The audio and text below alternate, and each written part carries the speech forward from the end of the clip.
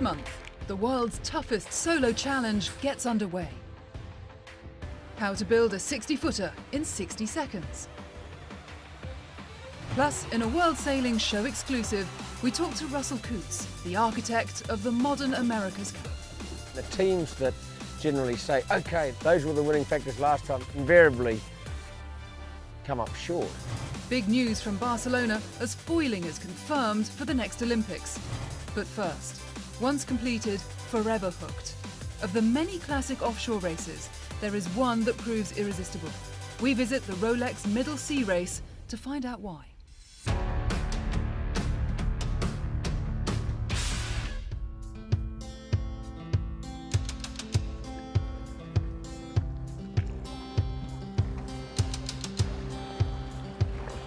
You only have to do it once to become hooked. And those that have done it before know exactly why they're back. This is the most beautiful race course in the world. I've said that before, and that's a fact. I mean, those volcanic islands on a clear day, spectacular, and Stromboli, of course, erupts a little bit. Racing hundreds of miles offshore doesn't usually involve much scenery other than waves and wildlife. But the Rolex Middle Sea Race is different. This taxing 608-mile race around Sicily takes the fleet past some stunning backdrops, including an active volcano. Some describe it as the most beautiful offshore race in the world, others the most demanding. With so many corners, it's a challenging racetrack, with a reputation for changeable weather. Fierce conditions are as likely as flat calm. In 10 minutes there is no wind. Along with everything in between. But this year, there was tension and drama of a different kind.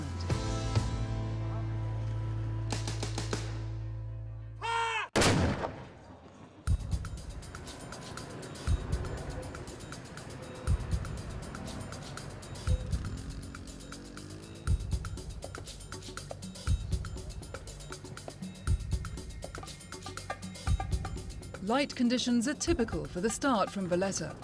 This year was no different as the fleet threaded its way into open water. Once there, the private battles and crusades start to take shape. Among them, Lloyd Thornburg's 70-foot trimaran Fado was out to set another record, to add to their ever-growing list. Giovanni Soldini's Maserati team aboard Fado's sister ship wanted victory too. But arriving in Malta with structural damage, unable to use her foils properly, the odds looked stacked against them, especially given the little practice that the crew had had. Fado's flawless performance from the start, along with their track record this season, confirmed them as the pre-race favourites. But Soldini's team were not out to accept defeat. And when Fado headed for the wrong island to round after Pantelleria, Maserati pounced, took the lead, and never gave it back. Fado had turned an 11-mile lead into a 65-mile deficit, while Maserati had turned an opportunity into line honours and a new course record for multi-hulls. Meanwhile, in the monohulls, there were plenty of challenges for last year's line honours winner, George David's Rambler 88.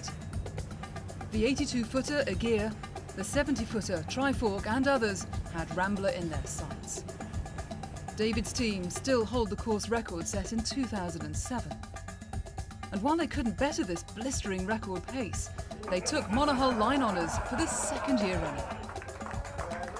It's a very quiet boat. Nobody raises his voice at all, and we work well together. A lot of camaraderie and teamwork. So it's part of the joy of sailing is to have a good group of people to do it with. Establishing who had gained overall victory on corrected time turned out to be a more complicated affair. After Rambler had crossed the line, there was still time for the smaller boats to snatch victory. All David and his crew could do was to wait while the smaller boats tried to beat the clock. Among them, Wild Joe, Caro, and Maverick had all looked promising at some stage. But after a 13-hour wait, it was Vincenzo Onorato's Mascalzone Latino that took the overall IRC handicap trophy. The top 10 finishers on corrected time ranged in size from 33 to 82 feet long, with double-handed and fully crewed teams. This is offshore racing as it should be, where any size of boat or team can win. And another reason why those that have competed in this race once become hooked.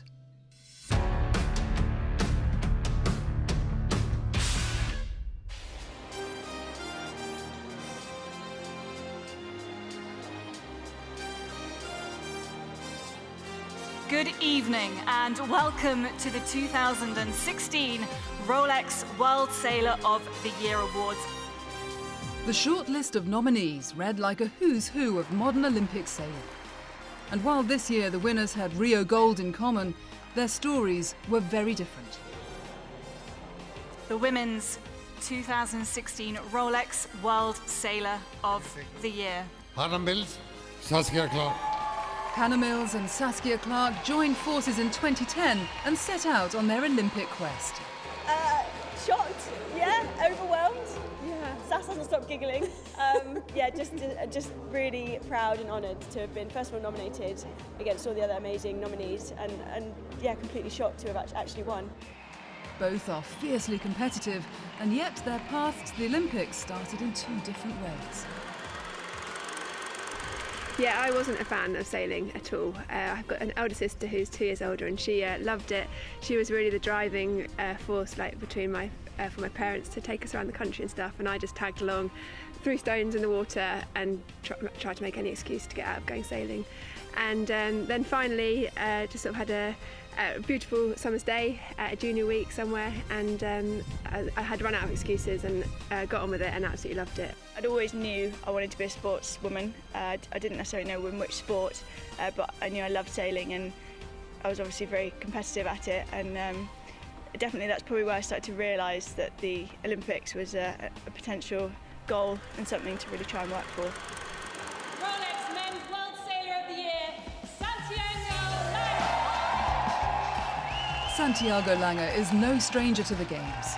A 6-time Olympian, Lange has 2 bronze medals and a string of world championships to his name. He's raced around the world and played key parts in several America's Cup campaigns. A qualified yacht designer, he's one of the most experienced professional sailors in the sport. And now he has gold. It's just amazing. I've been surfing a wave of happiness and good vibes since the last race of the Games, and it seems like never ends. And this is such an honor to receive this prize along such a great nominees, and the list of people that won it before that I truly admire, and all of them. So it's an incredible feeling. But his was a story of challenging the odds in a different way. At 54, he was the oldest sailor at the 2016 Games. But he had also recovered from losing a lung to cancer just a year before. Together with his crew, Cecilia Carranza-Saroli, their hard-fought victory in the Nacra 17 was the story of the Games. And for many, the year. But he still isn't ready to stop. I'm thinking of Tokyo since the last day, since I won the medal. I really truly been thinking of how to do it, how I manage my body and my mind to arrive there in good shape. My sons are doing it again, so why not?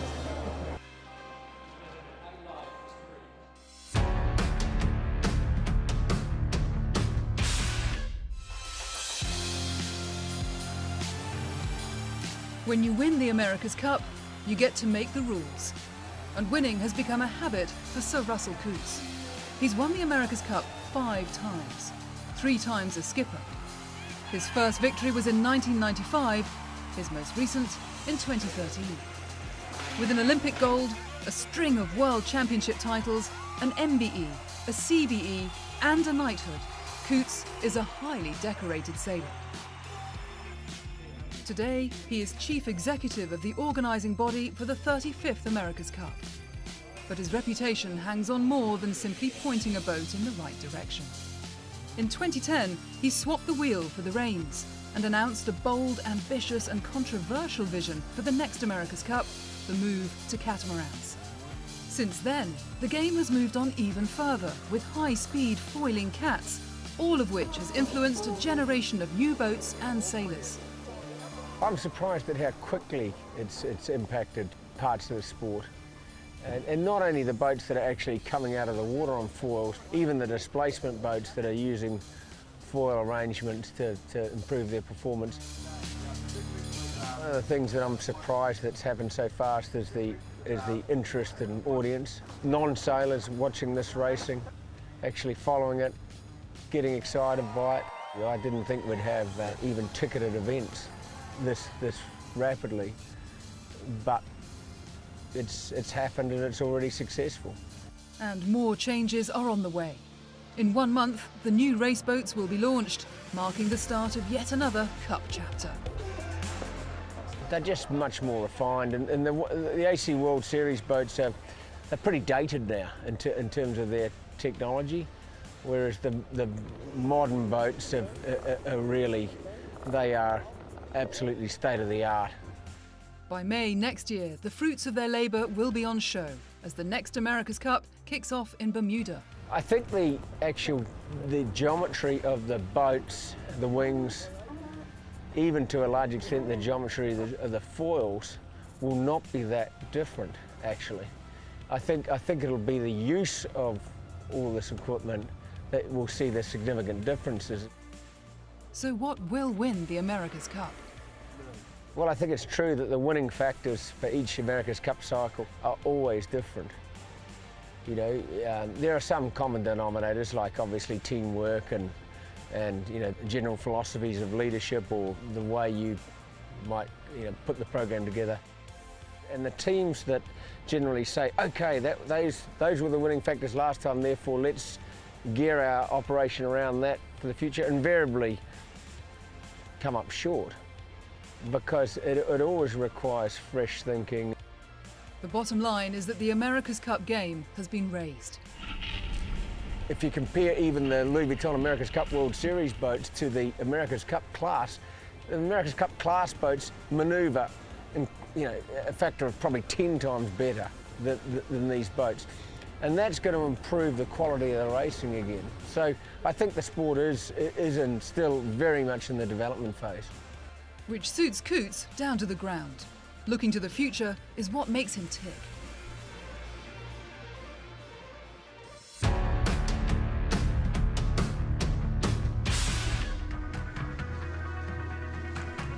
After the break, the world's toughest solo race kicks off. How to build a 60-footer in 60 seconds. Plus, big news from Barcelona. But first, he stood on his keel and jumped off the top of his mast. But round-the-world sailor Alex Thompson had at least one more idea for a breathtaking stunt.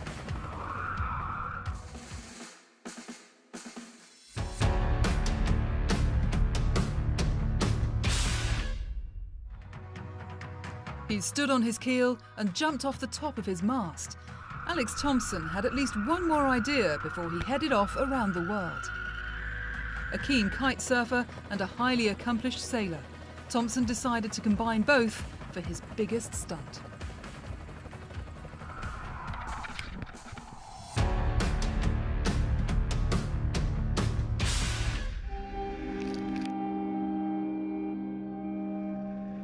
The Vendée Globe race has a brutal reputation. Single-handed, non-stop, without assistance around the world, this 24,000-mile offshore epic will take 3 months to complete. But not everyone makes it. Based on previous races, only half of them will complete the course. On the 6th of November, 29 competitors crossed the start line off Les Sables d'Olonne on the west coast of France. The dash south to the equator on the opening leg was in perfect conditions. And after 1 week, there were no retirements. The new boats proved how powerful they are in the right conditions, especially Alex Thompson's Hugo Boss.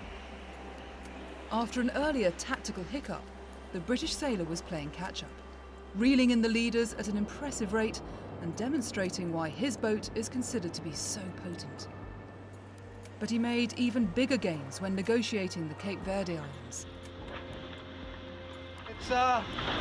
Haven't really lost the wind so far. All is good, pleased to be in second. Not sure I'm going to be in second for long. We'll see how it all pans out after these jibes are done. That's it for now. While others passed to the west, Thompson passed between the islands, a move that gave him the lead. From there, he was first into the doldrums and, crucially, first out. As he threaded his way through the light breezes, he left Sebastian Josse and others wallowing in a windless hole.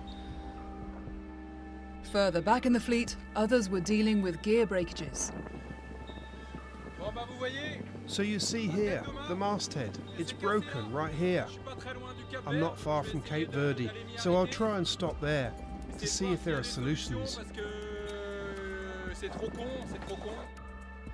And Kojiro Shiraishi had blown out of Genoa. Meanwhile, those with the new, more powerful horizontal foils were starting to come to terms with a new level of discomfort, as Jeremy Bayou explained. It's very noisy. It makes the whole boat shake. It goes through your whole body. The vibrations are like being at the dentist. It's simply unbearable.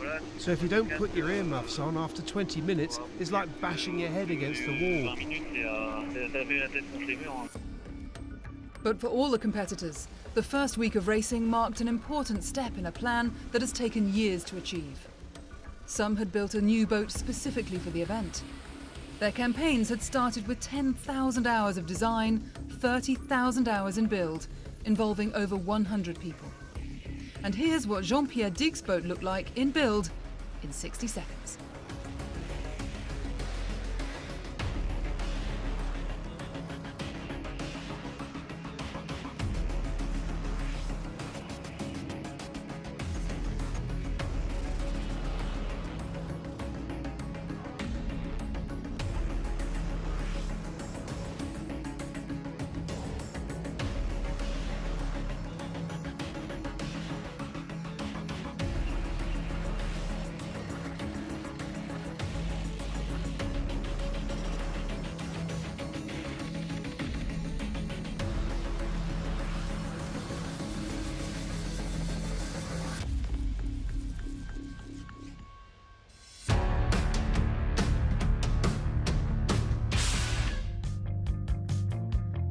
Offshore foiling came a step closer after America's Cup champion Jimmy Spithill and his crew of 6 completed the 660-mile offshore passage from New York to Bermuda aboard F4, their 46-foot foiling catamaran. The bright green record machine has been at it again. The second of 2 record claims around the Isle of Wight has been ratified by the World Sailing Speed Record Council. Owner Lloyd Thornburg and his crew have also claimed a new record from Monaco to Porto Cervo. They completed the 185-mile course in just under 8 hours. World Sailing has elected a new president. Kim Andersen from Denmark won the vote at the Federation's annual conference. I know there's a lot of work to do, but I'm ready to lead this organization forward. Andersen replaces Carlo Croce. As the 60-footers in the Vendée Globe race each other around the world, Italian sailor Gaetano Mura is attempting to set a new record time in a 40-footer.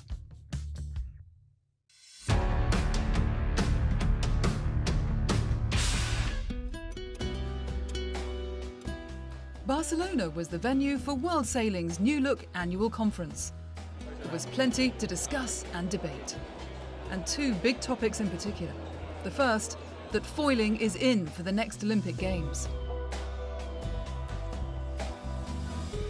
Really excited times, and World Sailing really wants to move on and move ahead with full foiling Nacra 17 high performance cat to 2020 Tokyo.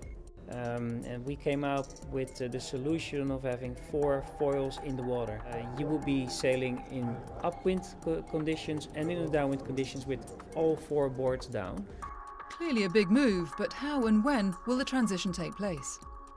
So what we are supplying to the current boat owners is a retrofitting kit. They can upgrade their boats at minimum cost, and we probably see in the summer 2017 the first event where all teams will be fully foiling on the Nacra 17, and well, I invite you to be there because it's going to be a show. Paralympic sailing has been a hot topic since the shock announcement that it will be dropped from the Tokyo Games. A detailed plan to get parasailing reinstated was unveiled by parasailing manager Massimo Dighe. Part of that plan involves new classes. We are looking to change 2 classes, the Scud and the Sonar, but we are thinking also at a new format of racing. It's a total review of Paralympic regatta. But what are the chances of success, and what is the timescale? We had a meeting with the IPC and we had now a clear plan of what to do to be included.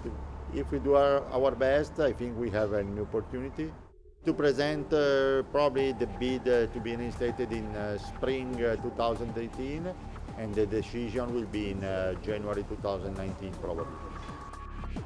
But aside from the committees and conferences, the event played host to many of the world's top sailors, including some of the 2016 Olympic medalists. Many of them live, train, eat and travel together. But how well do they really know each other? We ran a small test to find out. Who's the worst at keeping secrets?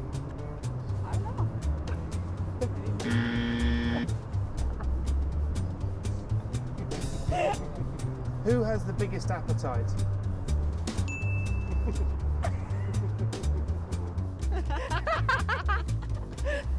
I get hangry sometimes. Who's the luckiest? Both. No, you can't have both. I always find coins in the ground. Who gets the worst hangovers?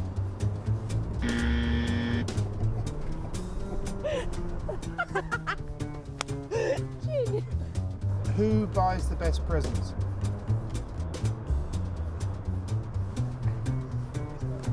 Porra, cara, claro que você. Sou eu?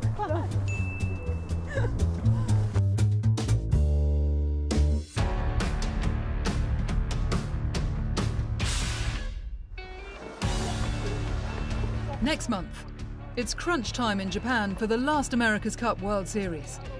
Russell Coutts talks of the future for foiling and the America's Cup. Plus, we head to Melbourne, Australia for the final Sailing World Cup of 2017.